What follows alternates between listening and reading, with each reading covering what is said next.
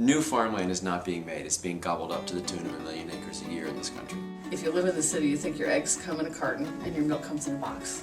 People that live near the cities get into types of agriculture that relate to city needs. It's just a matter of what your environment brings you. We're surrounded by, really within a day's drive, millions and millions and millions of people. Children in their daily lives are not encountering farms. And so for city kids, they don't just see that citizenship is the way we construct it in an urban environment. The young generation now is the first generation that in many cases is completely disconnected from where their food comes from. You know, the connection between worlds, the relationships between worlds is really important.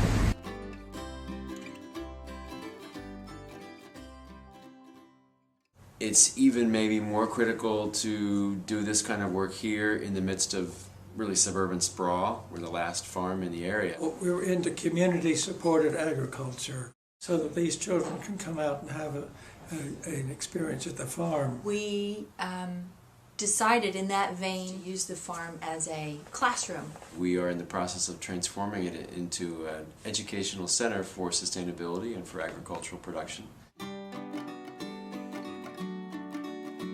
I've always wanted to bring together the rural farm experience with the urban experience. Sustainability has grown, has gotten to be a much broader term that really does describe what we've always done here for 40 years.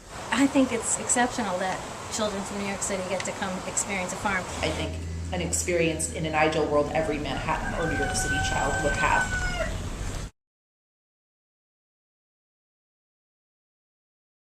At this age, even though they realize, food comes from the supermarket, they still think it just comes from the supermarket, and to come to the farm and to see that the food is actually grown 5 minutes from their school.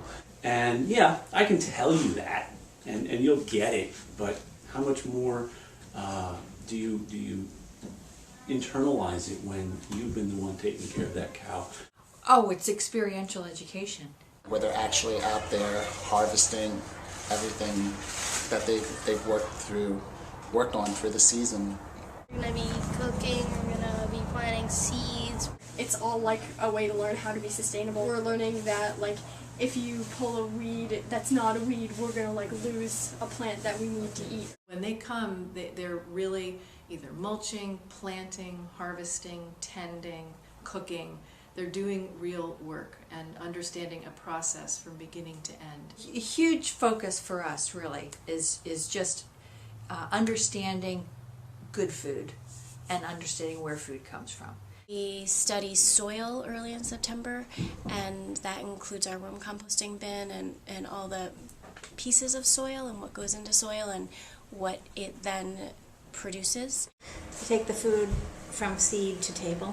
No, they couldn't get it from a textbook. It's ridiculous. It's good for your food habits, and it's good for the work habit as well, and seeing what's involved. We're not turning out farmers, but those kids are going to join a food co-op. They're going to make those educated choices. There's almost no choice that is more important than a person's going to make is what it is that they eat. So we can all relate to food, and we can all learn through experiences that we have having to do with food. Of when you get it, when you sit down and you put your hand on the cow's udder and you squeeze properly, you get a squirt of milk.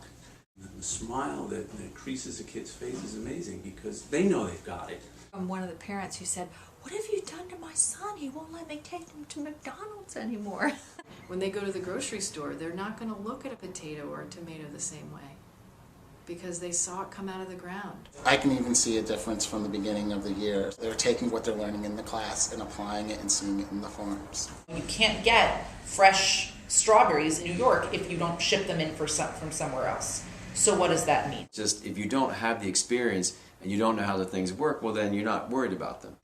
I really believe in citizens who are both attentive to the world around them and see themselves as agents of change around the things that they observe that they don't think are right. It's one of the things where we're we can put a little justice into this, and also I think that this has been, no one's kind of noticing this, and it's just starting to get noticed by the government.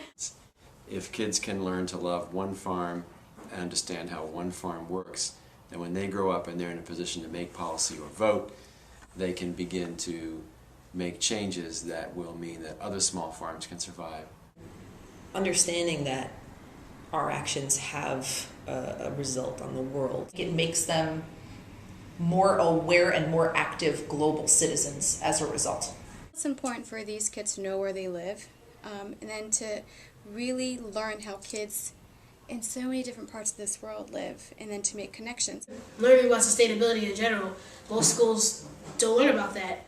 I don't know how much it happens in other schools, but I think it would definitely be a positive thing that kids would love. But they need places like us to be able to expand what it is they're trying to do in the classroom. I think it can be controversial. Most of my daily experience, it's not at all controversial. Not saying that they have to become environmentalists, not saying that they have to say, oh, this world is horrible. It's just a different perspective of how people live. There's something grounding about that. It's a spiritual thing. I think human beings need to touch the earth. And going back to New York, it's kind of a little bit hard because of being in the quiet and then having to deal with the noise, and then yeah, it's really, really different.